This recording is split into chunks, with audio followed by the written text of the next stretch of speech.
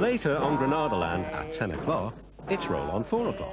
Granada has always brought on the talent of writers from the north of England, with plays by the likes of Jack Rosenthal, Jim Allen, Arthur Hopcroft and William Trevor. From 1970, a play by Colin Welland about life in a tough northern school and what happens to the boys and teachers who don't fit in.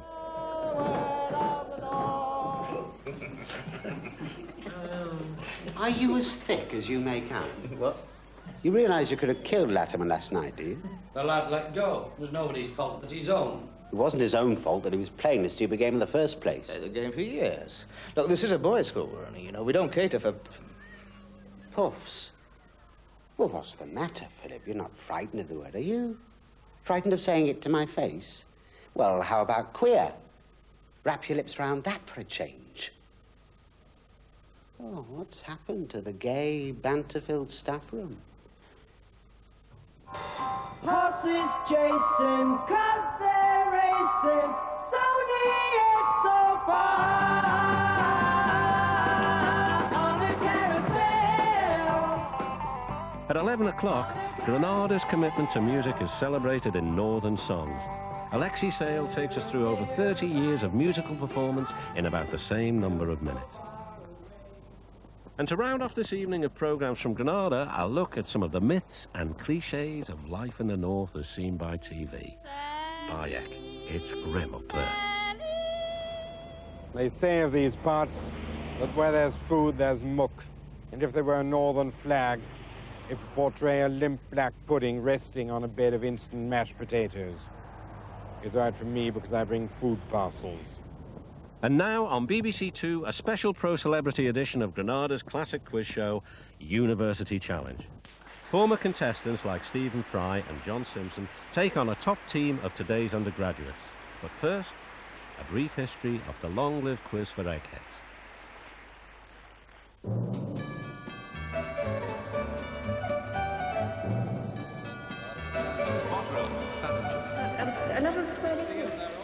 On September the 21st, 1962, University Challenge started for 10, but ran for 25 years, becoming Britain's longest-running and most arcane game show. University Challenge Tournament, asking the questions, Bamber Gascoigne. University Challenge, asking the questions, Bamber Gascoigne. University Challenge, asking the questions, Bamber Gascoigne. University Challenge was an unexpected hit, attracting at its peak 20 million viewers a week. That's 1.5 times Granada's current top-rated game show, The Krypton Factor. One word meaning literally nodding is used for the oscillation of the poles about their mean position caused by a periodic variation in the precession of the Earth's axis. It is... Nictation? No, bad luck. It's nutation. And The questions were hard, but the rules were simple, and as regular addicts knew, hardly changed at all over the years. Now to start the game, same rules as usual. Both teams race to answer a starter question, which they do by signalling like this. 10 points if they give the right answer, and a chance for the whole team to try for a bonus question, and that can be worth up to 40 points. On a bonus... The 35 starter questions worth 10 points each were typed on blue cards. Contestants had to answer on their own. There was famously no conferring. £600. No, Jesus, can you take it? No conferring. Locomotive engineers. No, from Penton to Lancaster, full question to Bradford, no conferring. Norma. No, from Penton to Newcastle, full question to Lancaster, no conferring. Inevitably, the pressure proved almost too much for many contestants. No. Newcastle Lion. Sorry. Have to hurry you.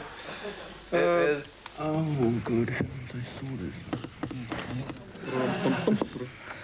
I'll hurry you. It is... St Hilda's Gold. The man who does cartoons, Hoffman, Gerard Hoffman. Very well done, very well done. Having got to it, Gerard Hoffman.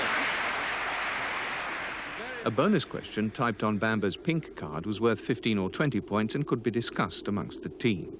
In which range of mountains is the opening called the Cilician Gates through which Alexander the Great took his armies? The Alps. No.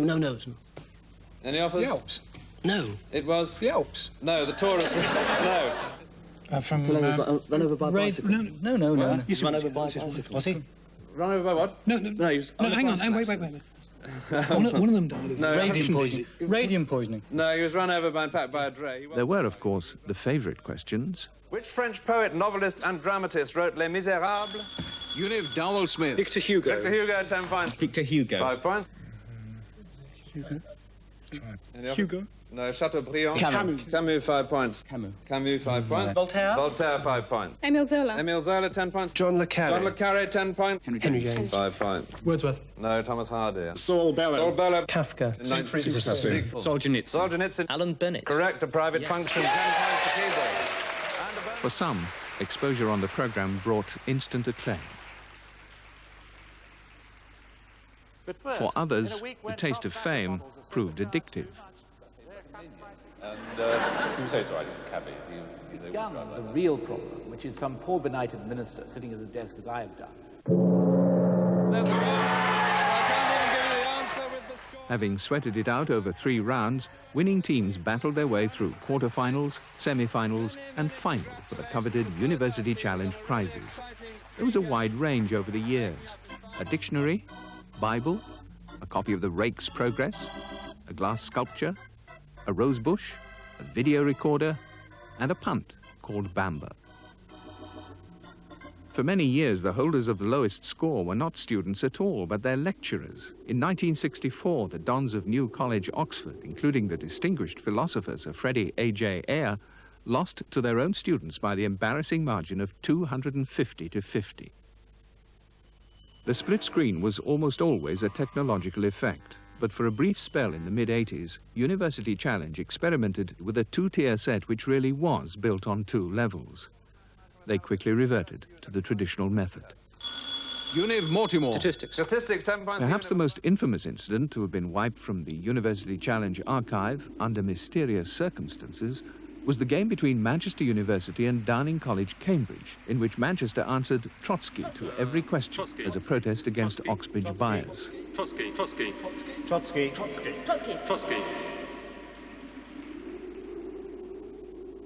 Was there bias? In 23 series, teams from Oxford and Cambridge chalked up 13 victories, while the rest of the entire British university system could muster only 10. It was a trend which didn't go unnoticed. Hello and welcome to another edition of University Challenge. This week, the teams represent Footlights College, Oxbridge. Yes, that's the spirit. The students, the sets, the mascots came and went, but at the heart of the show was the omniscient and apparently ageless host, Bamba Gascoigne. And here is your first starter for 10. Your first starter for 10. Starter for 10. Starter for 10. Starter for 10. First starter for 10. Starter for 10. Starter for 10. Bamba Gascoigne, Eton and Magdalen, Cambridge, was plucked from the quiet confines of The Spectator to become the icon of generations of undergraduates. Fortified only by an Eccles cake, which he insisted on eating just before recording, he handled the shows with consummate skill. Duckbill platypus. Duckbill platypus is one on the Echidna, or Spiny Andrew is the other, and that gives you 5 points behind a bonus of you. 1 and 2 minutes to go, and here's the starter again. The Duke of Norfolk. Correct. Hereditary Marshal, Earl Marshal, and much else. A starter, a bonus of 15 to UCL. He enforced the rules with the strictness of a university examiner. Are you further away from the pole star than it really is? Wait a minute. No, I don't think I can accept that. 5 on melody to Queen's, full question to Kiel, Nagan Faring. But he gave credit where credit was due. Trinity Hall MacPhail. Mens rea. Men's, no, wait a minute. I wonder if it does actually mean, it doesn't literally mean the same. Give me, it's not translated the same. What's the English phrase? It's an English phrase I'm after. Guilty mind. What? Guilty mind. Yes, that's exactly. That's the literal translation, but there is a precise. I think actually. Malice aforethought. Yes, right. We've got there. You clearly, yes. Finally, in the mid-80s, London Weekend Television dropped the game from its schedule. Shortly after, the rest of the ITV network followed suit, and Bamba Gascoigne asked his last starter for 10. Therefore, it is goodbye now from our new champions, Keeble. Goodbye. And from me until, maybe we hope, another series sometime in the future. But that's the end of this one. From then, till another time, perhaps, goodbye. I mean, I'll go and say goodbye to the teams and congratulate them. Fantastic performance. Well done.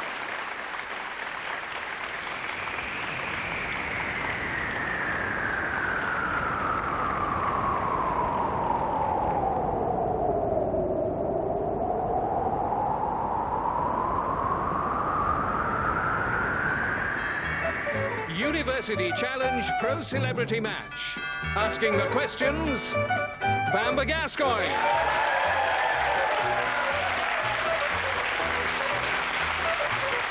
Hello and welcome again to University Challenge. After too long a gap, 5 years to be precise. But tonight we have a very special University Challenge for you. We'll walk down memory lane in a pro celebrity match. We've rustled up 4 distinguished old gentlemen from the show's past. You'll meet them in a minute. And to play against them, we have asked a team from Keble College, Oxford, to come along because Keble were the final champions of our last series in 1987. So in a sense, they are the reigning champions. And let's meet them first. Keble. Richard Arthur from Rochdale, reading geography. Hello, my name's Joe MacDonough from Weybridge, reading history. And their captain? I'm Alexander Newman from Hackney in London, and I'm reading maths. Andy Holdsworth from Plymouth, reading classics.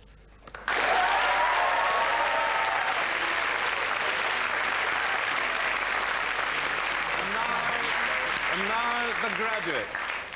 Alistair Little, who remained Elizabeth David and gave up archaeology for the kitchen stove. Well, as he says, Alistair was head chef at the restaurant 192 until 1985 and now has his own restaurant in Soho, Alistair Little's. And he read archaeology and anthropology at Downing College and appeared in 1970. There he is. He's had a slight haircut since. And now we have... John Simpson. I suppose nowadays I just mostly read autocue.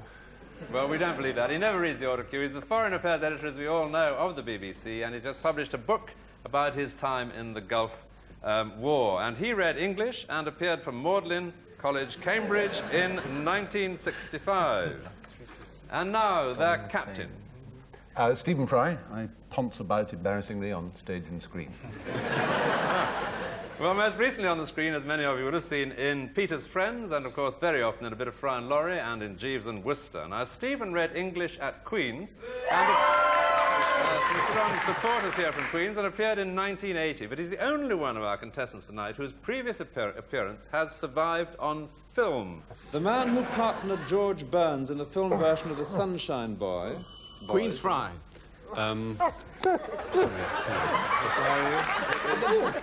never been the... Matter. What? Walter Matter. I thought I just managed to give you 5 points.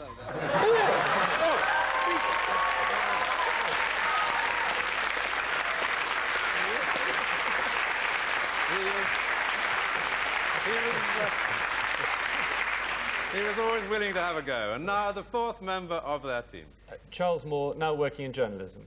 And Charles Moore was editor of The Spectator for much of the 1980s, then moved to be deputy editor of the Daily Telegraph, and this year became editor of the Sunday Telegraph. He read history at Trinity, and he appeared in 1978. And there he is in his pristine early self. All right, so we've met our oldies and our youngies, and we're ready to go. Now, the rules one explains this time in a quiz game, but in fact, who can remember the rules? All we can remember is starter for 10, the phrase that survived. We'll busk it from there on. So here, all 8 of you, fingers on the buzzer, is your first starter for 10. And it's a Christmas starter for a start. In whose book, published in 1973, does Father Christmas grumble about the dreadfully cold... Keble Newman. Raymond Briggs. Raymond Briggs, correct, Father Christmas.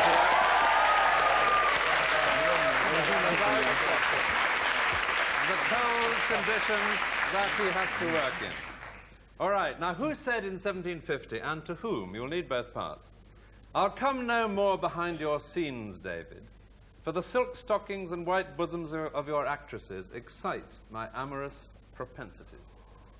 Right, who said that, and to which David? 1750. It was Dr. Johnson to David Garrick. And secondly, which children's author created the 9-year-old red-headed orphan Pippi Longstocking, who has superhuman strength but is chronically untidy? I wouldn't have known that either, not in my stocking. Astrid Lindgren it was. And last, which American wrote a group of novels called Leather Stocking Tales from the deerskin leggings of their hero, Natty Bumppo? It was... No, I don't know. No? Go for it, go for it. It's Mark Twain? No, James Fenimore Cooper. And they're ahead by 10 points, and here's another starter for 10. Whose obituary in the Times in 1992 said that he animated the bawdy tradition of the seaside... Graduates Fry.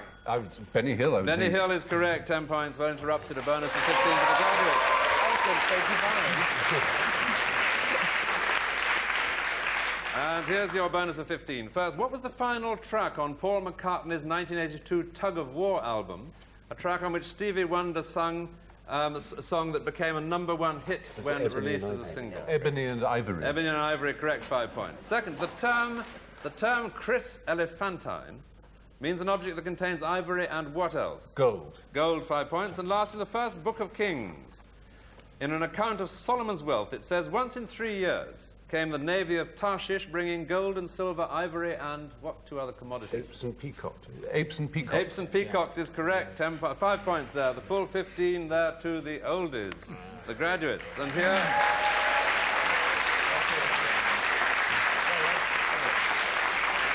Here is a starter again. Which author, born Catherine Fawcett, is more often borrowed from public libraries than any other? Graduates Fry. Catherine Cookson. Catherine Cookson, 10 points to the graduates and a bonus of 15. First, which London bookseller, one of the Oxford University printers, made a fortune out of South Sea bubble stock and with it endowed the hospital named after him? Thomas Bartholomew Guy. Thomas Bartholomew It's just near the Guy. Spectator. What the hell is it? Oh, Great Mr. Hurry. No. Guy. Coram. Which do you want, Captain? Thomas Coram. Which do you want, Captain? Oh dear, Guy. Well trusted yourself. It was a guy named Guy, indeed. Absolutely right. There's a captain with confidence. Everyone shouting Coram at him. It was Guy. 5 points. Second, what is the name of the trilogy of novels by Evelyn Waugh of which Guy Crouchback is the hero? Officer and Gentleman. Sword of Honor. Which do you want, Captain? Sword of Honor. Sword of Honor is correct. Yes, sorry. Officers and Gentlemen is the 3rd volume in it, but Sword of Honor is the title of the trilogy. And 5 points. And last, in which 1992 film does a nightclub singer called Dolores teach a choir of nuns to sing a religious interpretation of My Guy while she hides out in the convent after witnessing a murder? Sister Act. Sister Act, correct, starring Whoopi Goldberg, 5 points. And now we go to our music question. Here's a music starter for 10 points. I want you to name this piece of music and its composer. Here it is.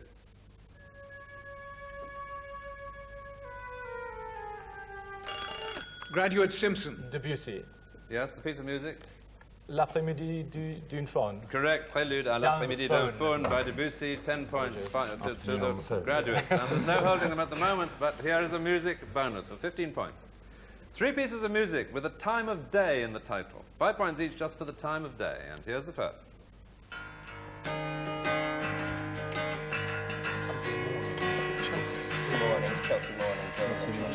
Chelsea Morning. Sorry, not morning. No, it is night, in fact. It's Joni Mitchell, This Flight Tonight. And second, the composer of this one was the leading member of the 2nd Viennese School. What time of day in his piece? Here it is. Oh, it's a Verklärte Nacht. Verklärte Nacht, is it? Yes, Verklärte Nacht is exactly the title of the piece, so night is the answer, Yes, but I'm night. going to take it that you knew what it meant as well.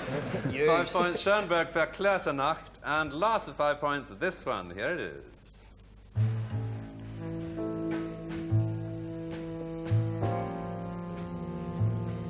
Round midnight? Is it round midnight? Is it Thelonious Monk's Round Midnight?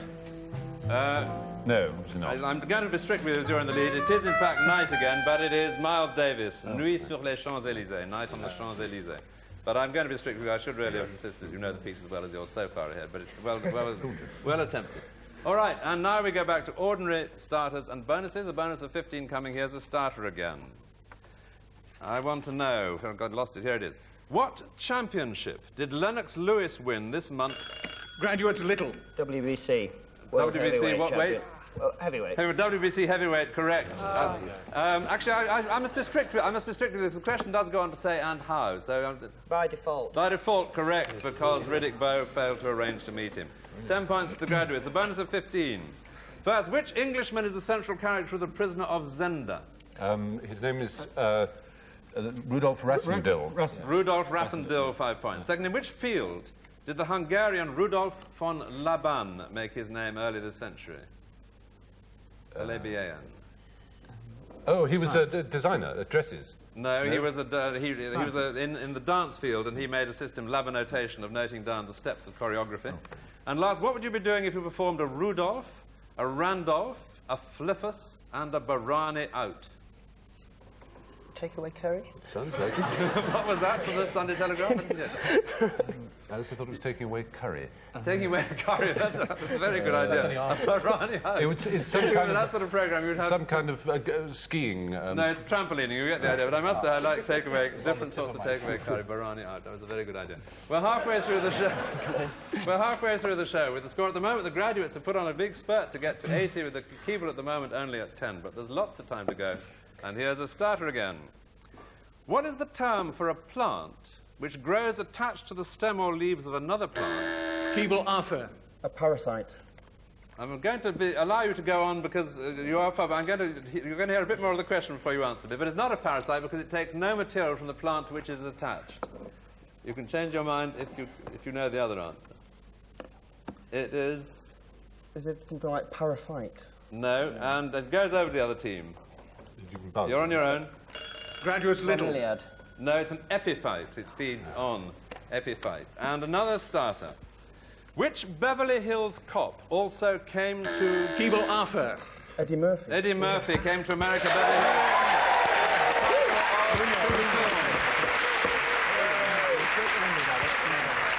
All right, here we are.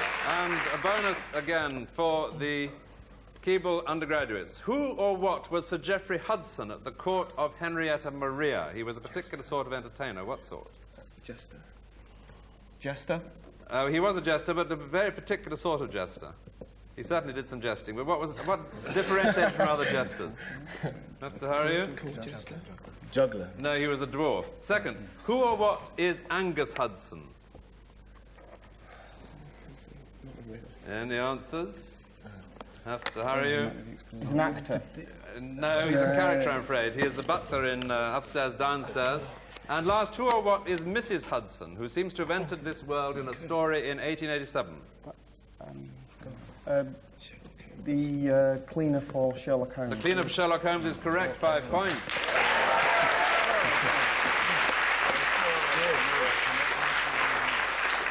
And here's another starter. I warn you that on this one, you'll have to answer immediately after your name is called, or it will be passed over, and I'm going to be strict about that. Okay, here it is, all ready? What is the 15th letter of the alphabet? Graduates Fry. Oh. Well counted, Stephen. I must say, that is quite something. There is indeed a demonstration of quick thought. Well played. A bonus of 15 to the graduates. Obviously, Alzheimer's not setting in yet. What art form? Did the German philosopher von Schelling call music in space, as it were frozen music, and Ruskin called the work of nations? Architecture. 5 points. Second, which English building recently completed at the time did Hazlitt describe as a collection of stone pumpkins and pepper boxes? It seems as if the genius of architecture had at once the dropsy and the megrims. Brighton Pavilion. Brighton Pavilion, correct, 5 points. And last, which famous modern building did Clive James describe as looking like a typewriter full of oyster shells? Sydney Opera House. Sydney Opera House is correct, 5 points. Well done. They're over 100, 105, and here's the starter again. And this one is alphabet. Again, groans all round, but Stephen may not necessarily get this one because he can take plenty of time on this, so his speed of thought won't necessarily help him. Already, think very hard. If A is for artichoke, and B is for because, and C is for careful, and D is for do, what might E be for?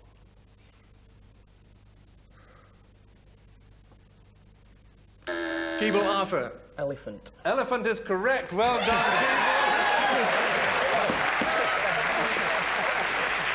Absolutely brilliant play by Keeble. Now, he's as surprised as the other 7 are. The answer is they're a completely random selection of words. The only link was they all began with the letter I said, and elephant begins with E. Any word beginning with E would have done me. Well done, Keeble. All right, a bonus of 15 to Keeble. I want to know, who was the best-known person in the 1930s to have Warfield as her middle name?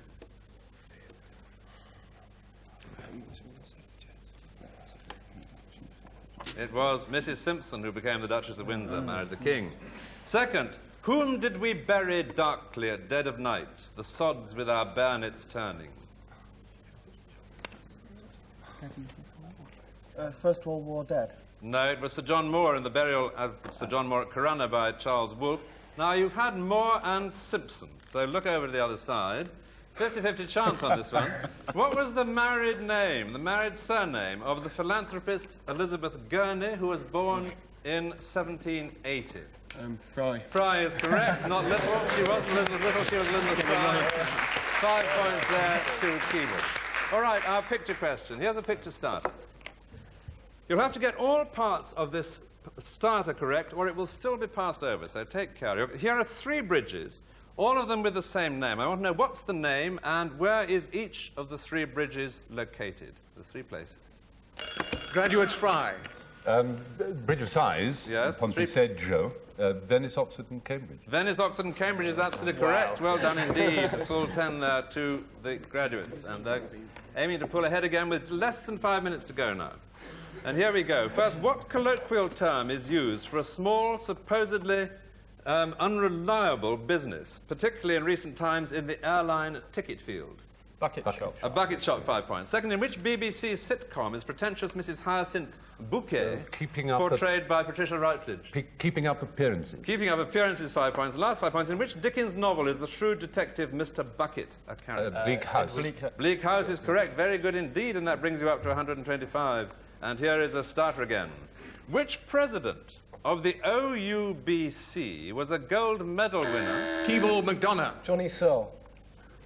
Is he president of the OUBC? I don't think he is. Is he? And he was Olympic gold this summer. I was expecting, I must say, Matthew Pinson, but he's a president of the OUBC. Yeah, well, they were both I will let you have it. All right. Thank you. I will let you have it.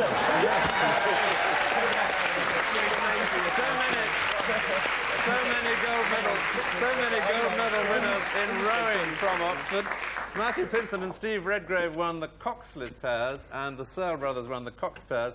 I frankly didn't know who was president of the OUBC, but I will believe you. 10 points to Keeble, and here is a bonus of 15. What term denotes the box-like device used in baccarat to hold several packs of cards and allow the cards to be dispensed simply? Shoe. A shoe, 5. Oh, they're good at that one. They really come alive with that. Secondly, who reportedly said in the early 18th century, which woman reportedly said in the early 18th century, the Duke returned from the wars today and did pleasure me in his top boots? The wife of a famous general of the early 18th century. Mr. Harry? Mrs. Wellington. I said early 18th century, not 19th. The Duchess of Marlborough. And last 5 points. Who wrote the early 17th century play, The Shoemaker's Holiday? Hans Christian Andersen. No, Thomas Dekker. And we've got less than 3 minutes to go, and here is a starter again. With which pop group was Morrissey?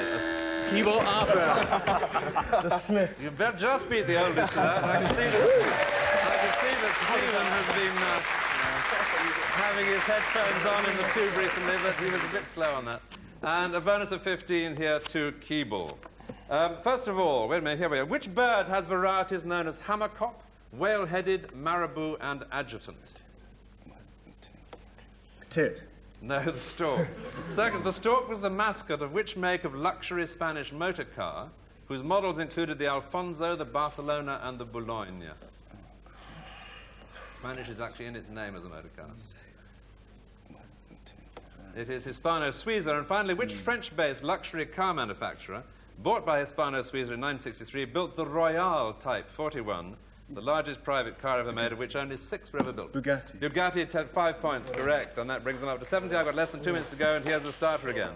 Who framed Roger Rabbit? Graduates Moore. I've read out the answer. I'm going to take it so flustered.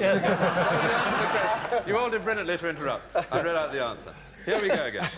Give me both the football clubs meeting in a recent match, which either had or had Kenny Dalglish as... Graduates Fry. Blackburn and Liverpool. Blackburn Rovers and Liverpool, correct. Meeting at Anfield recently had both at one time had Kenny as manager. Blackburn Rovers now 10 points to Fry. A bonus to the graduates, a bonus of 15. Max Beerbohm said, I was a modest, good-humoured boy. What place did he say had made him insufferable? Oxford. Quite right, 5 points. Second.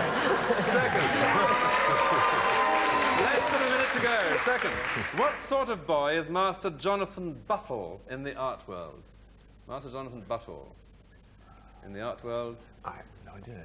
He is... No idea. The blue boy. The blue boy, correct, just in time by Gainsborough, 5 points. And last, which boy in Pickwick Papers says, I wants to make The your... fat boy. The fat boy, your flesh creep. Very little time, and here's the starter again for 10. About whom were the following statements made in 1991? By Douglas Hurd. He had a tremendous appetite for foreign affairs, as well as real flair for business. By John Smith, he built a great... Graduates Little. Oh, no, sorry. It was...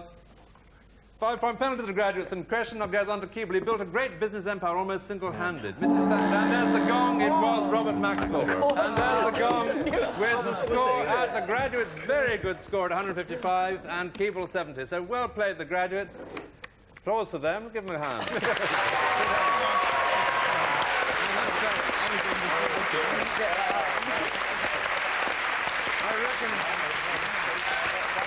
I reckon there was a bit of ageist preference emerging from our young audience in the reluctance to clap the graduates. But they did very well, and so did Keeble, to hold such a brilliant team, who, after all, selected by evolution in the years since appearing on University Challenge, to a respectable score. So thank you both for coming on our game, and it is now a good night from Keeble. Good night. And from the graduates. Good night. Good night. And from me too, and I wish I could say as usual as I used to until next week or even till next year, but it's just good night, so to speak, forever, and I hope you have a very good new year. Good night.